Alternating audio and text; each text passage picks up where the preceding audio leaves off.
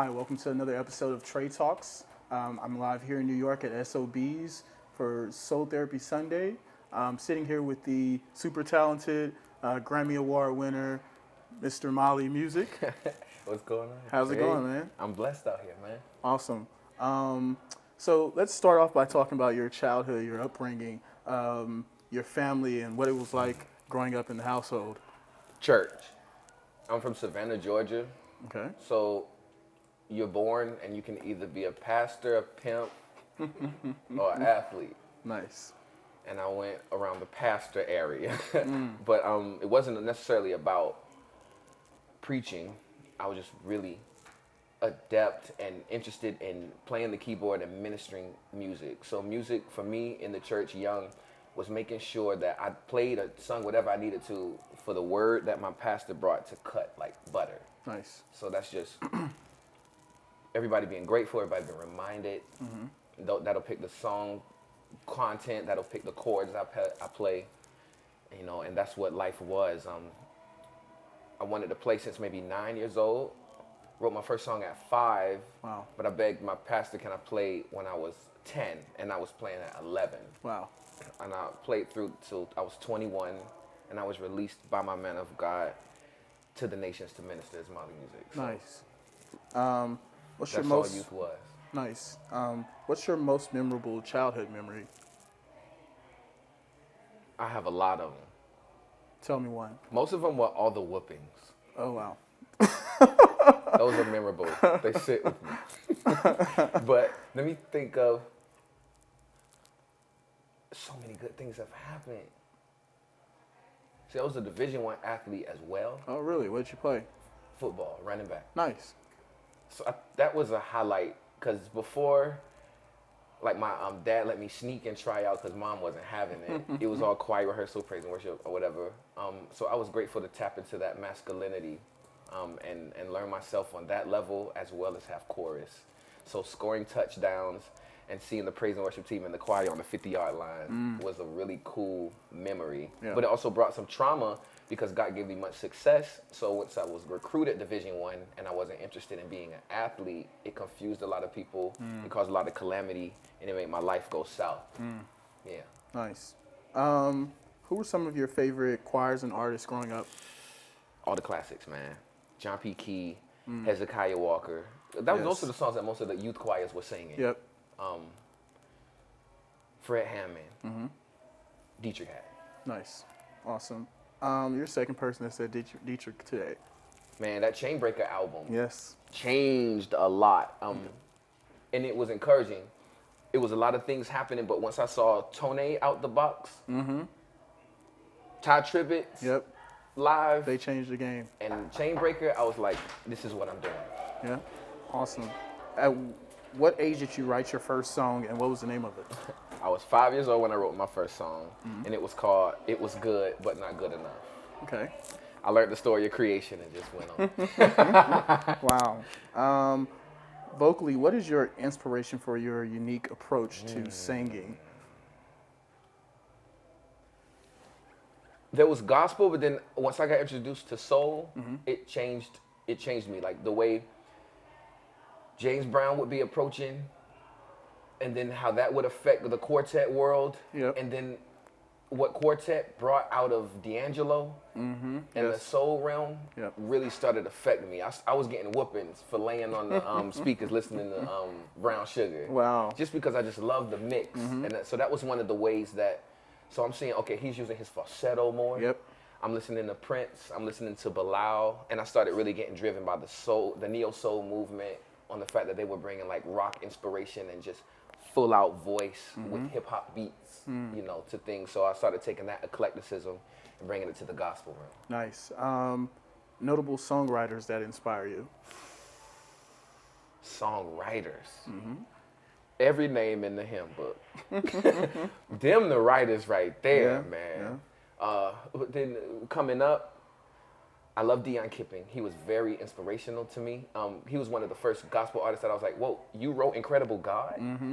You know, and you're not singing it, so wait, people that write songs are awesome. Richard Smallwood with Total Praise. Yes. Richard Love Hart Richard. and with Alpha and Omega. These are Yeah. songs that I feel are just like new hymns and people that I respect. definitely new hymns.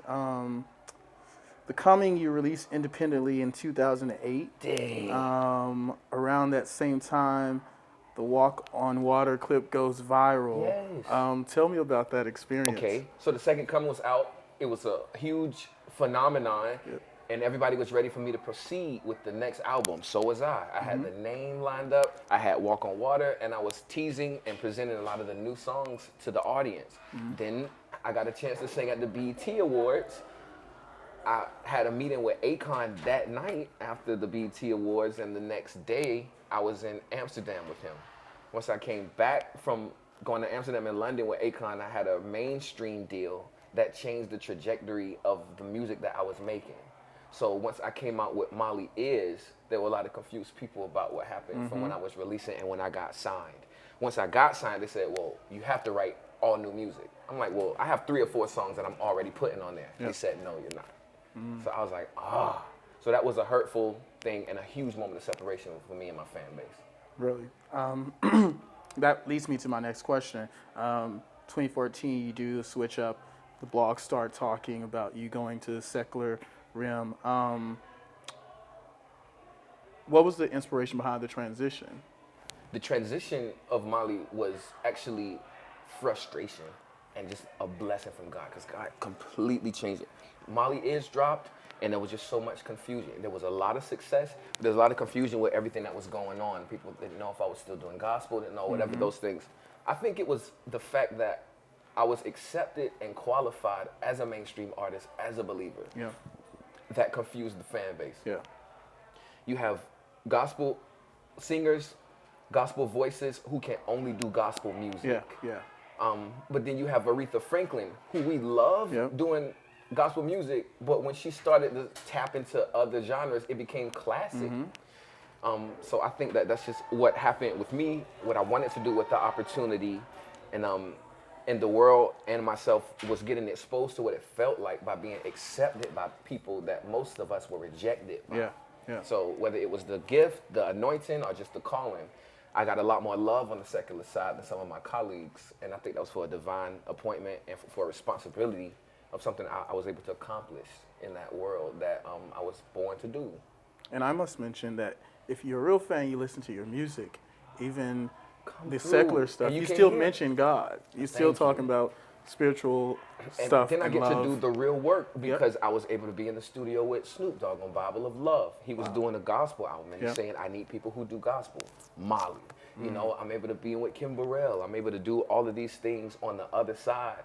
And when they say, okay, we want dope gospel, we know who to call. And I really love that. And that came through just understanding what was going on in the church. I was in the church since I was a boy all the way till I was a young man. Right. So if I was going to stay all the way through, I would not have diversity or any type of like exposure to my life. So I'm grateful that God showed me the real world.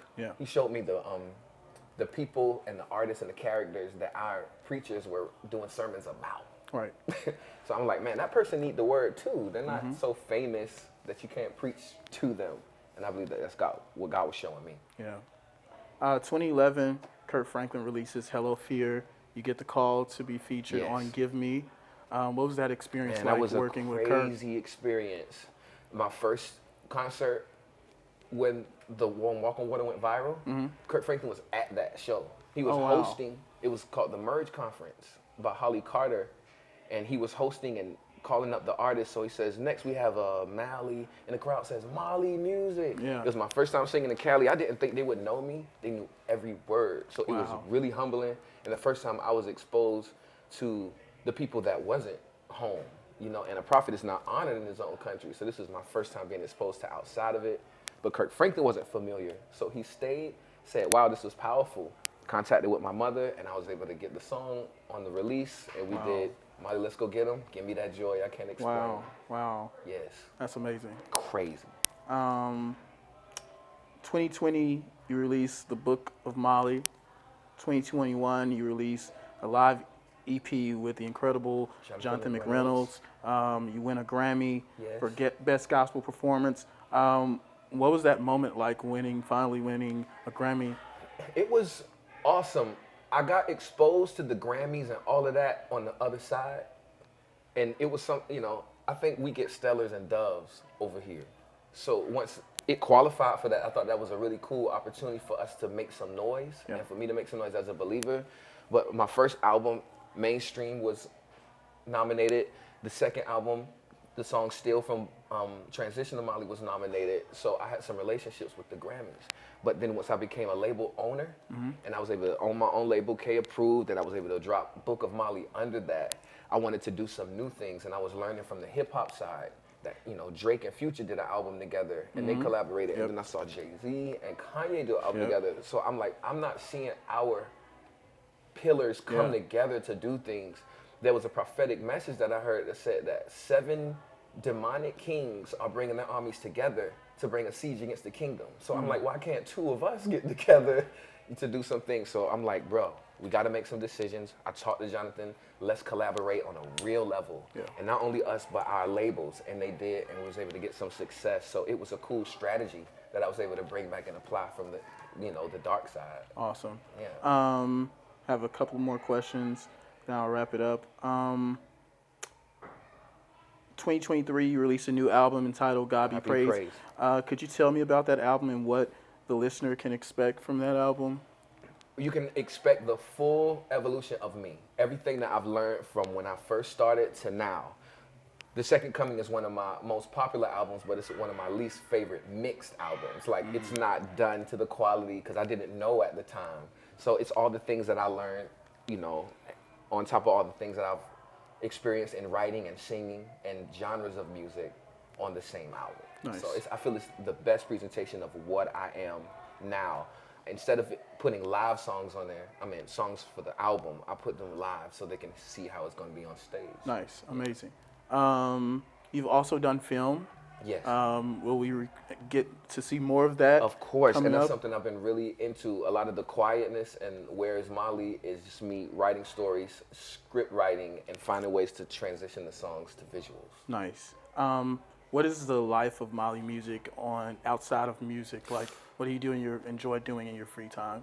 I bowl, I play my Xbox, and I spend a lot of time with my family. Nice. I got a young son who just wants to jump on my head. So, you know, that's one of those things that I want to be in place for as I watch him grow and he takes it to the next level. So It's all that for me. I always want to be a better man than I am a musician. Awesome. My last question for you. What's next? What can we expect next for Molly? Film, books, and my presence. I'm excited to be doing some tours. I'm going to be touring with Major. And we're going to be doing some tertiary markets, and we're going to be promoting his album, And God Be Praised. And it's another opportunity for me to be able to get out there, see what the people need, and get it for them. Awesome. Thanks for tuning in to another episode of Trey Talks. Yeah. Until next time.